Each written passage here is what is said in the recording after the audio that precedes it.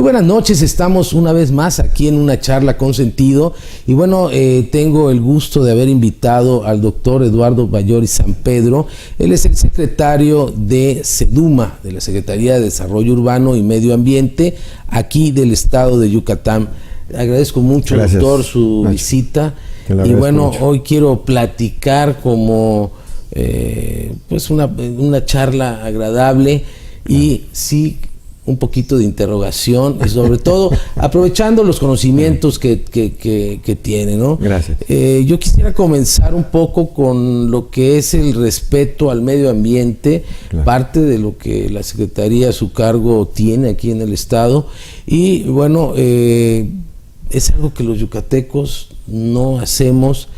Nos ayuda mucho el clima, nos ayuda mucho el agua, porque nos llueve mucho, que limpia, y nos ayuda mucho también parte de la pepena que hace mucha gente en la calle, pero la verdad es que somos unos ciudadanos no muy conscientes de lo que es la ecología y sobre todo cómo tratar la basura en nuestro estado. Bienvenido. Gracias. Y sobre gracias, eso Nacho. me gustaría platicar.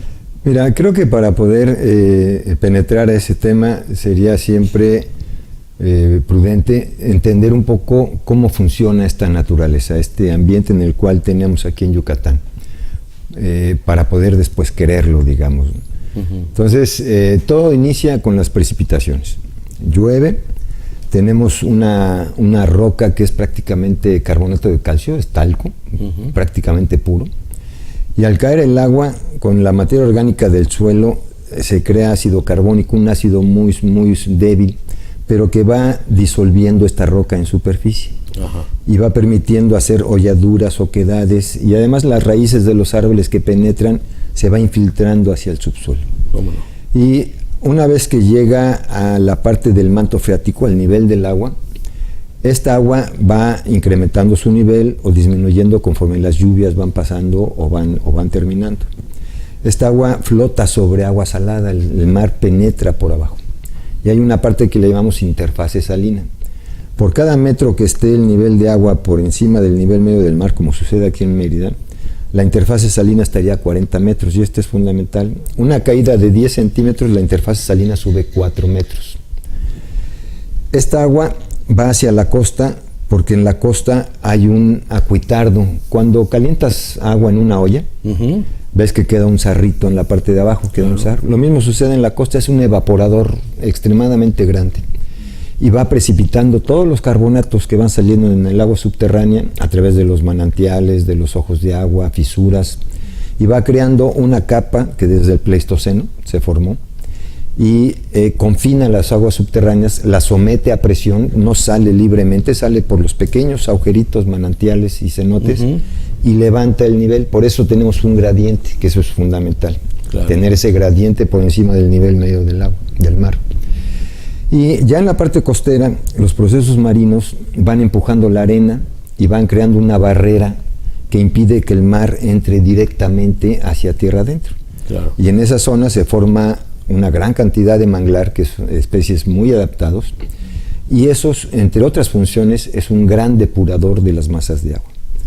Entonces, teniendo esa lógica de precipitación, infiltración, salida por el mar a través de manantiales, evaporación, vuelve a llover y cerramos un ciclo. Pero es muy particular para el caso de Yucatán por las características kársticas. Todo lo que le pongamos encima a la tierra, además de que tenemos un suelo que es extremadamente delgado. La roca, al meteorizarse, no produce suelo, propiamente dicho. Lo que produce el suelo es la vegetación. Entonces, si tienes una vegetación muy antigua, va a estar tirando hojarasca durante muchísimos años y va formando el suelo. Entonces, pero este suelo es muy delgadito en la planicie y mucho más profundo en las partes del sur. Entonces el agua que cae se infiltra rápidamente, no hay una retención. Entonces cualquier cosa que pongamos en la superficie, basura, materia orgánica, organoclorados, pesticidas, herbicidas, aguas residuales, y lo que quieras ponerle inmediatamente es muy vulnerable a la contaminación. Tenemos una cantidad enorme de agua, es prácticamente la recarga de la península de Yucatán, representa el 30% de la recarga nacional. Ay, esto es sin tener presas. Sin tener presas, sin tener nada. Nada más con la pura precipitación tenemos una riqueza enorme en materia de agua. Puede contaminarse naturalmente. Grandes depósitos de vaporitas del Cretácico allá en el sur, que hay depósitos de yeso. Entonces hay cierta influencia de yeso en el sur, que es muy importante, que sale un poco hacia Celestún, por eso Celestún huele también mucho ácido sulfídrico. Otra es la presencia de nitratos por toda la materia orgánica que hay en superficie, que el producto de degradación lo va infiltrando. Y cloruro de sodio, que es la parte del mar que penetra, la cuña marina va penetrando y tenemos sal disuelta en el agua. Serían las tres características o las tres familias de aguas que tenemos. Sin embargo, aguas residuales, el crecimiento del desarrollo urbano, las granjas porcícolas, avícolas, la industria del nixtamal, los lodos de fosas sépticas, de las aguas. La ganadería también. La misma ganadería, en fin, hay una cantidad de desechos que se están quedando, que estamos depositando de manera tal vez no adecuada, que va infiltrándose, y esa infiltración va haciendo que vaya caminando hacia la costa, salgan por los manantiales. No es raro, por ejemplo, que en Silam sea un punto de origen de marea roja. Grandes cantidades de materia orgánica, proliferaciones de fitoplancton y de otras especies, un crecimiento enorme y mortandad masiva de organismos. Esto nos ha sucedido ya en algunos años pasados, ¿no? Así es. Producto de la contaminación. Estamos aquí en una charla con sentido con el doctor Eduardo Ballori San Pedro. Él es el secretario de SEDUMA aquí en el estado. Una plática muy interesante, y comenzamos con el intercambio y el ciclo de las aguas aquí en Yucatán. Pero nos tenemos que ir a un corte, ahorita regresamos. Continuamos aquí con el doctor Eduardo Ballori San Pedro. Él es el secretario de SEDUMA. Doctor, estábamos platicando lo que es este intercambio de aguas, y lo que a mí me preocupa muchísimo es, porque hablamos de la contaminación a través de lo que se produce en el campo, pero también lo que producimos urbanamente. Sí. Y bueno, aquí desgraciadamente entra el animal de dos patas, el hombre. Y qué barbaridad, qué manera de contaminar. Contaminamos mucho, y bueno, un estado como el de Yucatán, que incluso tiene número 1 en obesidad, número 1 en consumo de refrescos, y eso es PET, que bueno, ya se descubrió que es biodegradable en más o menos como en unos 1000 años. No se ha determinado si en la mañana o en la tarde, ¿no? Pero bueno, la contaminación que tenemos con el PET, la contaminación que tenemos con los plásticos, varios, y la contaminación que tenemos como ser humano habitante de familia en una casa. ¿Cómo controlar esto? Este es un problema bastante serio, es un aspecto cultural. Nos ha atropellado los grandes avances tecnológicos y los cambios en los empaques y embalajes, digamos. Todavía en la generalidad, en las áreas urbanas, se sigue tratando la basura como en traspatio, ¿no? Junto mi basura en el traspatio, básicamente orgánica, y le prendíamos fuego, ¿no?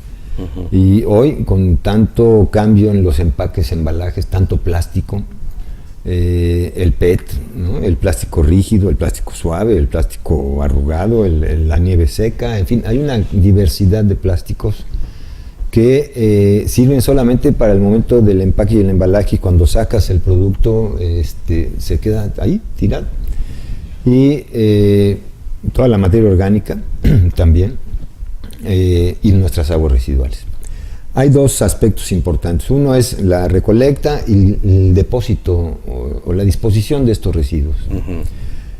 Por lo regular, y hasta hace poco, aún en Mérida y en otros, y en la gran mayoría de los municipios, los depósitos eran a cielo abierto. Claro. Era elegir un sitio y ahí depositamos todo lo que se va consumiendo. Y esto generaba problemas muy importantes. Hay un estudio que hizo la UADY en el parque Cailum, que está ahí junto al CRIT, antes de la clausura y de la restauración del sitio, que mostraba en pozos de 40 metros de profundidad se veía como todos estos grandes lixiviados que está produciendo ese líquido negro que produce, que es altamente contaminante, llega hasta más de 40 metros de profundidad. Y de ahí se genera una pluma en dirección a la corriente. Correcto. Se va después perdiendo, se va disolviendo, pero crea una pluma y encuentras, bueno, la demanda química. Estamos hablando del extiradero municipal, del extiradero, pero esto lo podemos decir que es en todos los tiraderos, aún en el terreno del vecino que la gente va y tira la basura, ¿no? Se va produciendo este lixiviado y penetra profundamente y es altamente contaminante y tienes, te baja el oxígeno terriblemente, te acidifica terriblemente, intensificando el proceso de disolución de la roca, que este es un tema que en el mediano y largo plazo debemos de tener muy en cuenta por todo el uso de cloros y ácidos muriáticos que utilizamos en la ciudad. Jabones, pero más son los ácidos, ¿no? Digamos. Que el jabón también tiene su problemática, rompe la tensión superficial del agua y genera otros problemas. Pero particularmente estos pueden ir disolviendo y hay parte del anillo de cenotes interior, hay 2 anillos de cenotes. Uno viene desde Chuburná, pasa por Mérida y sale allá por San Benito, San Crisanto, que hay una cantidad de densidad muy fuerte de cenotes. Esta disolución de la roca calcárea por la acidificación puede ir acelerando los problemas de colapsos. Este es un tema que tal vez no se ha sentido mucho. Ha habido por ahí en algunas noticias que se cayó, etcétera. Se mencionaba el temblor de acá de Tulum, pero sí. Pero bueno, ese es un tema que a la larga tendremos que ir cuidando mucho.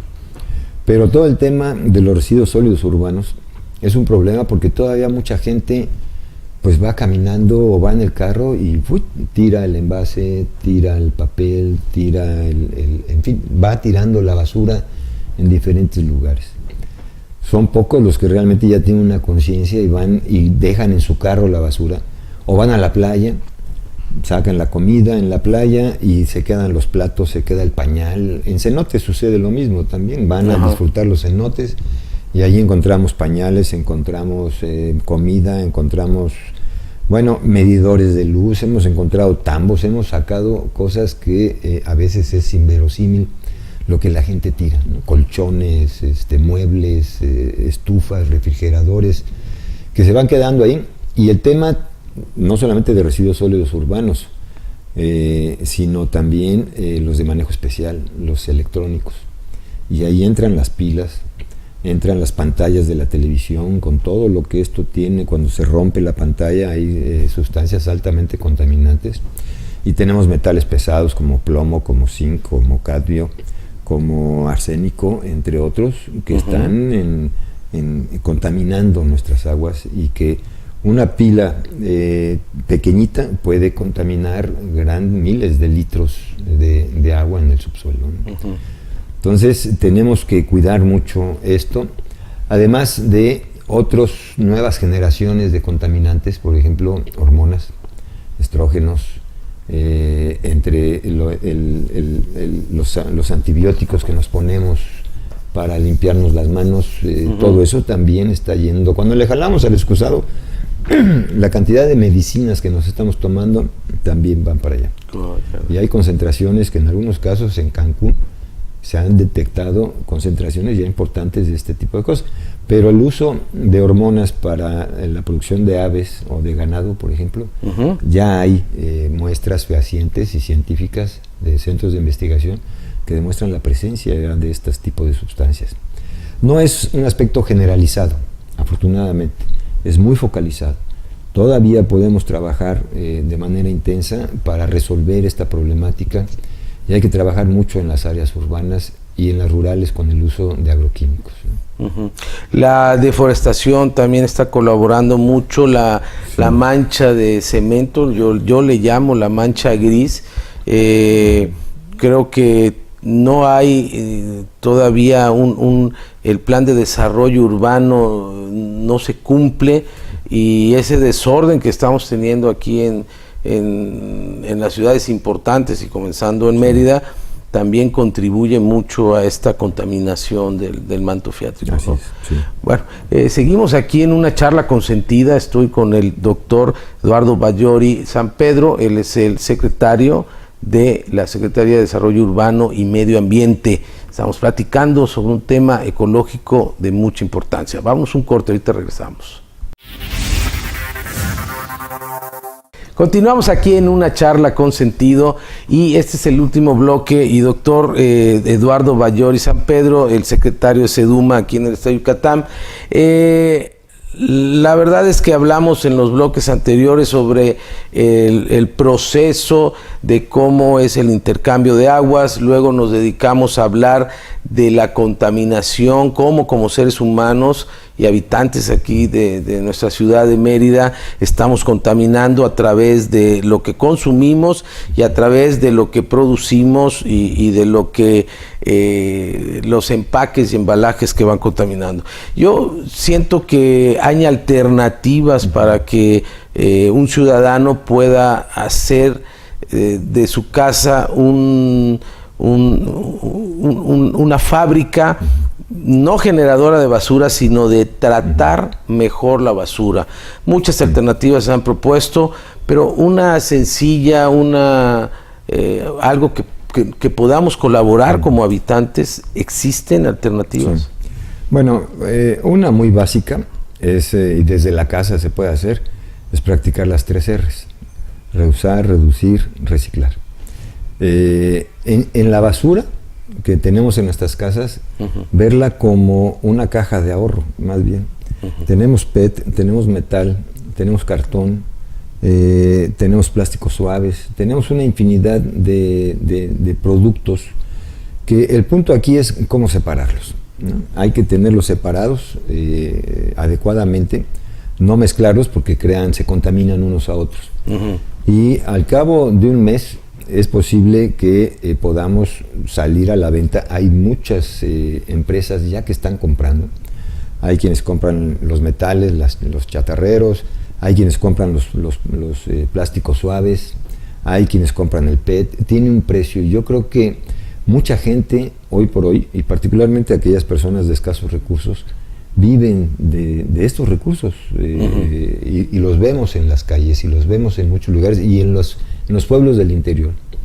Antes como que era un poco denigrante, hoy es un trabajo digno, pues el estar recolectando es un trabajo que pone materia prima a disposición nuevamente a las empresas. Este es un cambio de concepción que hay que tener importante porque hemos sobreexplotado nuestro medio ambiente en la búsqueda de materias primas para dotar una industria creciente que tiene un mercado altamente demandante. Pero como en la naturaleza, ¿no? Tenemos los herbívoros, las plantas, los animales y los recicladores. Los recicladores son un punto muy importante para que cualquier ecosistema funcione adecuadamente. Entonces, tenemos que convertirnos en recicladores. Hay un mercado enorme y yo creo que podemos enseñar a nuestros hijos a que empiecen a ver estos aspectos de valorización de los residuos y que tengan su mesada a final de mes con todos estos residuos y pueden ellos ir empezando a generar un pensamiento más de obtener ciertos beneficios. Inclusive empezar empresa, un negocio pequeño. Así es, claro, sí. Y otra es seleccionar bien lo que compramos, ¿no? Cuando vamos al súper o cuando vamos a algún lugar donde compramos cosas, pues hay que ver que los empaques sean los más eficientes o los más adecuados posibles, en vez de comprar con cosas que tengan plásticos rígidos, difíciles de reciclar. Pues vamos a comprar el cartón es más fácil que se pueda reciclar. O no pedir tantas bolsas y llevar tu propia bolsa para no estar consumiendo tantas bolsas. En fin, creo que ahí en esa selección, en ese consumo responsable, es en donde podemos encontrar este aspecto. Y el otro es el reuso. ¿Cuánto de lo que tenemos ahí lo podemos volver a reutilizar para otras cosas? Entonces yo creo que esto en principio pudiera disminuir la generación de residuos. Y si pudiéramos poner nuestra compostita en la parte de atrás, no quitar las carnes, ¿no? Las carnes, bueno, pues sí habrá que desecharlas, pero todo lo que es vegetal, en una esquinita de la casa se puede poner, dejamos que las hormigas hagan su trabajo y vamos teniendo un poco de suelo para nuestras propias macetas o para nuestras propias jardineras. Y entonces eso también nos va a ayudar a disminuir en mucho. Y ya lo que salga, pues prácticamente ya será para la disposición más adecuada. Utilizar agua de lluvia, ¿no? Captar nuevamente el agua de lluvia, ese es un punto fundamental, que puede, bueno, por un lado es un agua dulce, eso, digamos, el agua subterránea es un agua muy dura, tiene muchos minerales, y el agua dulce, bueno, pues volver a recuperar este lavado del pelo, etcétera, etcétera. Se utilizaba mucho antiguamente, se puede seguir utilizando para preparar el café, hasta para tomar, pues, ¿no? Bueno, los techos son grandes captadores aquí. Tenemos metros cuadrados enormes. Sembrar árboles, este es un punto fundamental, volver a tener un ambiente, un microclima que lo hemos perdido, tenemos unas islas de calor impresionantes, que eso va generando el uso cada vez más de aires acondicionados que tienen clorofluorocarbonados, que son gases de efecto invernadero. Lo mismo los refrigeradores, entonces cambiar tal vez estos aires por otro tipo de gas para irle disminuyendo, y la generación de electricidad cada vez mayor con combustibles fósiles. O sea, actuando desde la casa, todos poniendo un granito de arena, generamos una playa enorme. Bueno, yo nada más en mi casa, con el solo hecho de usar eficientemente la bomba, he bajado, y en serio lo digo, 40% de mi consumo de luz. Le quité, sigo con el sistema automático, pero ya la apago. Y nada más con eso estoy ahorrando luz. Sí, así es. Y bueno, la basura yo creo que es un tema que nos deja para más. Yo agradezco muchísimo la visita, una plática muy técnica, pero créame que de mucho valor, que ojalá nosotros pudiéramos utilizar toda esta información que hoy nos da el doctor Bayori, y que la verdad es primordial el respeto a la naturaleza, el respeto a nuestra ciudad y el respeto a saber tratar la basura. Agradezco muchísimo, doctor, su visita aquí en una charla con sentido, y pues espero que vuelva y podamos platicar más sobre este tema que sé que le apasiona. Muchas gracias. Te lo agradezco mucho. Muchas gracias a usted. Nos vemos la próxima semana aquí en una charla con sentido.